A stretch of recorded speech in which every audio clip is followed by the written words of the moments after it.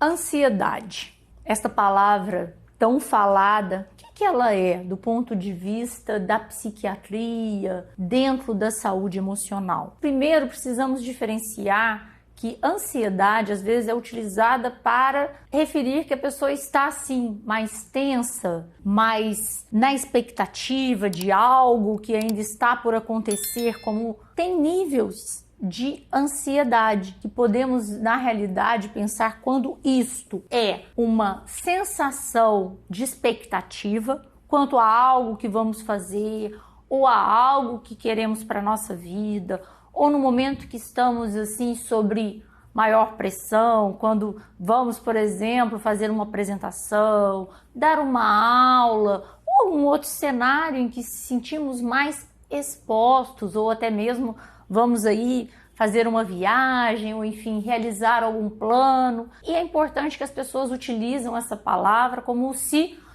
hoje sim temos uma ansiedade coletiva, uma hiperprodução de conhecimento em que precisamos filtrar, e isso também demanda estar em vários cenários ao mesmo tempo, o que as pessoas precisam aprender a selecionar.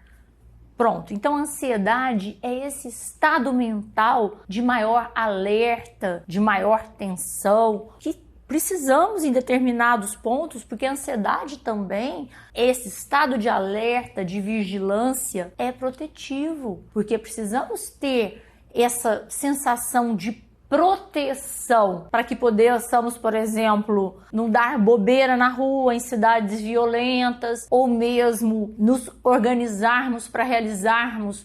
com prazo aquela viagem, para pegar um avião, ou seja, temos estas, vamos falar, adrenalinas do dia a dia que são necessárias, mas quando vamos para que qualquer coisa se torna um problema, a pessoa já fica em estado de nervos, a pessoa já fica sempre na expectativa,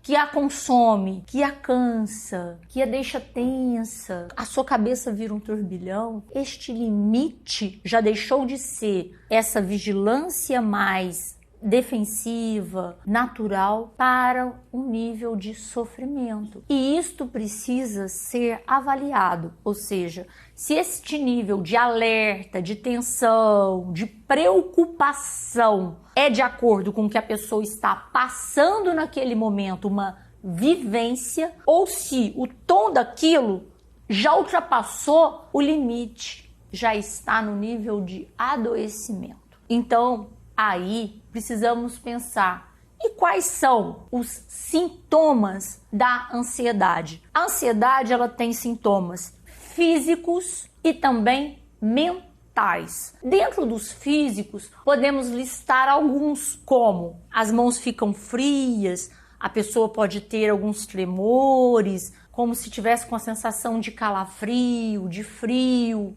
pode se sentir também mais dura, tensa, com dores musculares, com alterações do intestino, ou fica com o intestino preso, ou principalmente tem descargas de diarreia, sente-se enjoada, ou mesmo pode vomitar. E temos também, que as pessoas falam muito,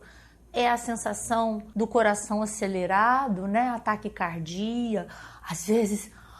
uma respiração que fica curta, podendo em alguns casos mesmo a pessoa sentir, para além dessa respiração curta, em que ela puxa o fôlego e como ela vai fazendo esses movimentos curtos, ela pode ter a sensação de que está com falta de ar, um termo que falamos de dispneia subjetiva, ou seja, na realidade ela não está com algum problema no pulmão que está ocasionando isto, mas o emocional dela que está descontrolando a forma do centro dela que controla a respiração corporal e está levando a ela um ritmo de respiração acelerado. E temos os sintomas mentais da ansiedade. Uma preocupação excessiva, como se a qualquer momento uma tragédia fosse acontecer, ou pensamentos catastróficos em que a pessoa já vislumbra verdadeiras tragédias, ou mesmo como se ela tivesse que dar conta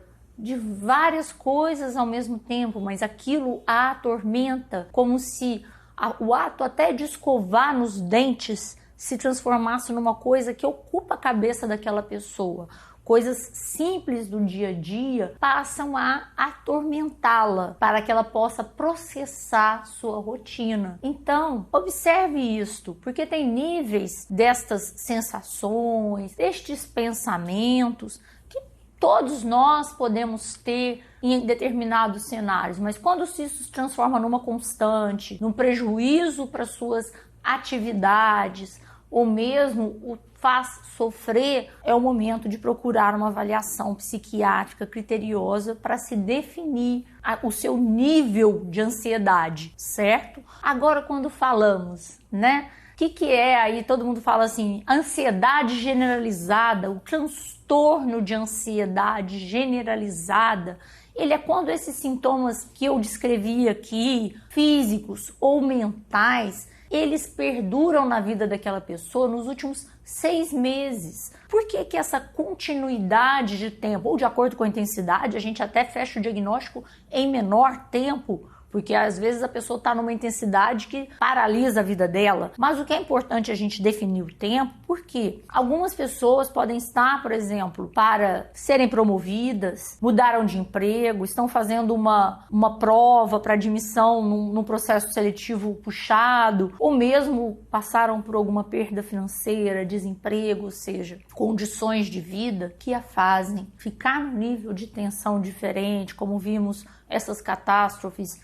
que visualizamos climáticas no Brasil, com essas chuvas, enfim, e também com a seca em algumas regiões. Então, esses problemas precisam ser dimensionados para, quando falamos do tempo desses sintomas, a intensidade, para que possamos fechar se tem quantos desses sintomas, tanto físicos quanto mentais, para poder estabelecer se realmente a pessoa está adoecida com transtorno. Porque dentro da nossa área da saúde mental, da psiquiatria, nós temos os sintomas, que são isso que eu descrevi para vocês, né? As sensações que temos, tanto física quanto mentais, de alguns comportamentos, e temos, quando um conjunto disso se estabelece na vida da pessoa, o transtorno, né? Na realidade, ela está com um quadro que precisa ser tratado, ou seja, ela tem um diagnóstico psiquiátrico, que neste caso que eu falei é o transtorno de ansiedade generalizada. E temos outros que são um ataque de pânico, ou seja, que a pessoa ela tem isto de forma abrupta, sem nenhum motivo aparente, uma crise de ansiedade súbita, que em 5 minutos e no máximo 10 minutos, aquilo atinge um máximo e não é uma constante ao longo do dia. E aí depois a gente vai ver se aquilo acontece de forma repetida. Nós já caminhamos para um diagnóstico da síndrome de pânico, transtorno de pânico. Então, tudo isso tem que ser delimitado para ver o nível de intensidade, o tempo que isso ocorre, a forma que a pessoa experimenta, para definirmos em termos de diagnóstico. Aí as pessoas perguntam, mas e aí? Como que eu posso driblar esta ansiedade? Como que eu posso vencer a minha ansiedade? Primeiro, a gente tem que entender se são sintomas, ou seja, você está tendo essas sensações que eu expliquei de uma forma isolada, com algumas sensações, com alguns momentos de maior pressão. Você pode primeiro ver na sua vida o que está te acelerando, o que está te assoberbando, entender, se organizar, buscar se alimentar bem, ter uma pausa para você ao longo do dia, dormir, evitar substâncias como cafeína, que agitam, e energéticos, chamate, ou seja, bebidas estimulantes, realizar exercício físico, ter uma pausa. Não necessariamente você precisa meditar, mas a meditação é um processo mental que auxilia muito nesse controle mental para diminuir o nível de tensão física e emocional, ter momentos para você fora desse cenário. Se você está atravessando um grave problema pessoal, tentar ter um momento que você fique à parte deste problema, ou seja, As técnicas para driblar a ansiedade são se pausar, diminuir tempo de celular, de informação, de notícias ruins, mas também não se alienar da realidade, realizar coisas relaxantes como massagem corporal, um exercício físico, uma caminhada, ir para uma área, uma praça, uma área verde, ou seja, respirar. Buscar a sua respiração, sentir seu corpo, às vezes deitar num lugar, fechar os olhos e sentir seu pulmão enchendo, ou seja, ir voltando para o seu corpo, para você. Mas se este processo, na realidade, já atingiu um nível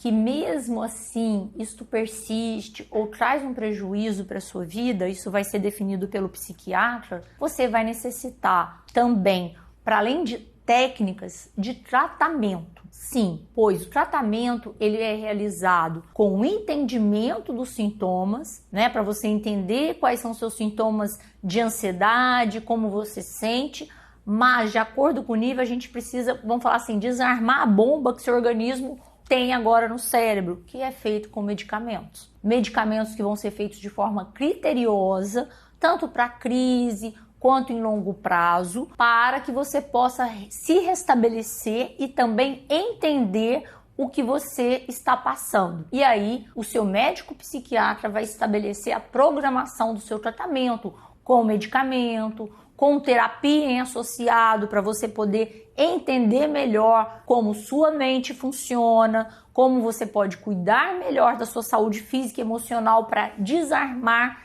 estes gatilhos e também elementos que mantêm sua ansiedade, ou seja, tanto o que causa quanto o que mantém, para você poder regredir, voltar a um estado em que você se sinta em paz. Cuide da sua ansiedade, transforme a ansiedade em expectativa, em sonhos, em projetos, pause o seu tempo interno, se dê tempo. Boa sorte!